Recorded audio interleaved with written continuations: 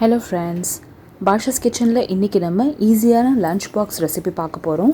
Gopi egg rice எப்படி செய்யறதுன்னு இந்த வீடியோல உங்களுக்கு ஷேர் பண்ணிருக்கேன். வாங்க பார்க்கலாம். காலிஃப்ளவர் எக் ரைஸ் செய்யறதுக்கு ஃபர்ஸ்ட் நம்ம காலிஃப்ளவரை பூவா கட் பண்ணி ஒரு பாத்திரத்துல தண்ணி விட்டு நல்லா பிளான்ச் பண்ணி எடுத்துக்கோங்க. ஒரு 2 ல இருந்து 3 நிமிஷம் இந்த மாதிரி ஃபுல்லா கொதிச்சிச்சுனா போதும். இதை இப்போ நீங்க தண்ணி இல்லாம ஃபில்டர் பண்ணி எடுத்து வச்சுக்கலாம்.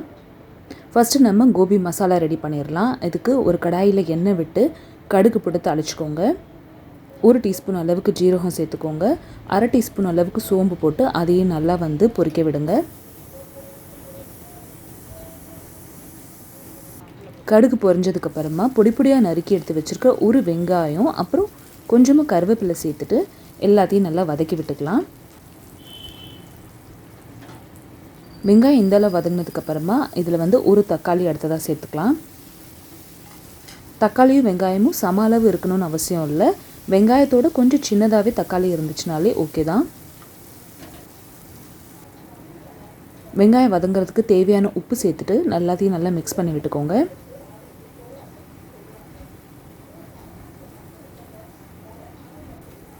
வெங்காயம் தக்காளி இந்தளவு வதங்கினதுக்கப்புறமா 1/2 டீஸ்பூன் அளவுக்கு இஞ்சி பூண்டு பேஸ்ட் சேர்த்துக்கிட்டு அதையும் நல்லா வதக்கி விட்டுக்கோங்க. இப்போ நம்ம ஸ்ட்ரெயின் பண்ணி எடுத்து வச்சுருக்கிற இந்த கோபியை சேர்த்துடலாம். காலிஃப்ளவரில் இப்போ அடுத்ததாக நம்ம தேவையான அளவு மஞ்சத்தூள் அப்புறம் கொஞ்சம் உப்பு சேர்த்துட்டு எல்லாத்தையும் நல்லா மிக்ஸ் பண்ணி விட்டுக்க போகிறோம். காலிஃப்ளவர் நல்லா பிளான்ச் பண்ணி எடுத்துருக்கோம் அப்படின்றதுனால ரொம்ப நேரம் வேக வைக்க வேண்டிய அவசியம் இல்லை. கொஞ்சம் சாஃப்டாகவே தான் இருக்கும். இது ஒரு 3 ல இருந்து 4 நிமிஷம் லிட்டு க்ளோஸ் பண்ணி வேக வைக்கலாம் லோ ஃப்ளேமில். ஒரு 4 நிமிஷத்துக்கு அப்புறம் பார்த்தீங்கன்னா காலிஃப்ளவர் நல்லா சாஃப்டாக இந்த மாதிரி ஆயிரும். இந்த ஸ்டேஜில் மசாலா சேர்த்துக்கலாம். மசாலாவில் 1 டீஸ்பூன் அளவுக்கு தனியாத்தூள், 1/2 டீஸ்பூன் அளவுக்கு வெறும் மிளகாத்தூள் சேர்த்துக்கோங்க. மிளகாத்தூள் உங்களோட காரத்துக்கு ஏற்றாப்புல நீங்கள் சேர்த்துக்கலாம்.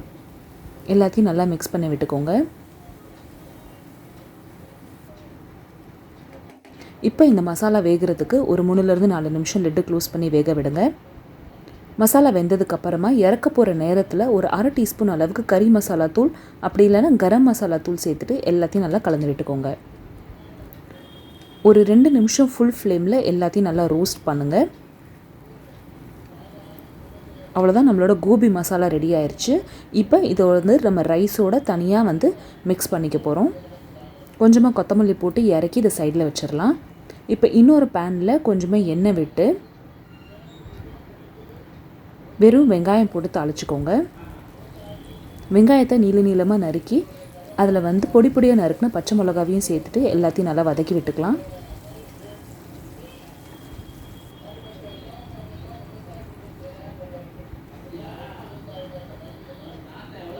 வெங்காயம் வதங்கினதுக்கப்புறமா இதில் 2 ல இருந்து 3 முட்டை உடச்சி ஊற்றிடுங்க. உங்களுக்கு முட்டை பிடிக்கல அப்படின்னா நீங்கள் முட்டை இல்லாமலேயும் இந்த ரெசிபியை ப்ரிப்பேர் பண்ணலாம்.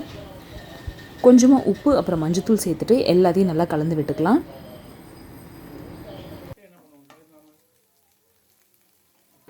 முட்டை இந்தளவு வெந்ததுக்கப்புறமா இப்போ நம்ம எடுத்து வச்சுருக்கிற இந்த கோபி மசாலாவை சேர்த்துருங்க. எல்லாத்தையும் நல்லா மிக்ஸ் பண்ணிடுங்க.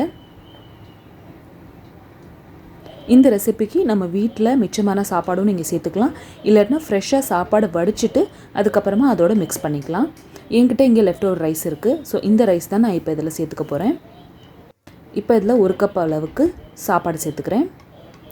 எல்லாத்தையும் நல்லா மிக்ஸ் பண்ணி விட்டுக்கோங்க. இந்த ஸ்டேஜில் இன்னும் கொஞ்சம் நீங்கள் உப்பு போட்டுக்கலாம். நான் சாப்பாடில் ஏற்கனவே உப்பு போட்டு தான் வடிச்சிருக்கேன் அப்படின்றதுனால உப்பு நான் தனியாக சேர்த்துக்கல. நீங்கள் உப்பு சேர்த்துக்க மாட்டீங்க அப்படின்னா இந்த ஸ்டேஜில் கொஞ்சம் உப்பு சேர்த்துக்கோங்க. கடைசியாக இறக்க போகிற நேரத்தில் ஒரு 1/2 டீஸ்பூன் அளவுக்கு பெப்பர் தூள் சேர்த்துட்டு எல்லாத்தையும் நல்லா கலந்து விட்டீங்க அப்படின்னா ஈஸியான lunch box recipe gobi egg rice தயாராகிடுச்சு.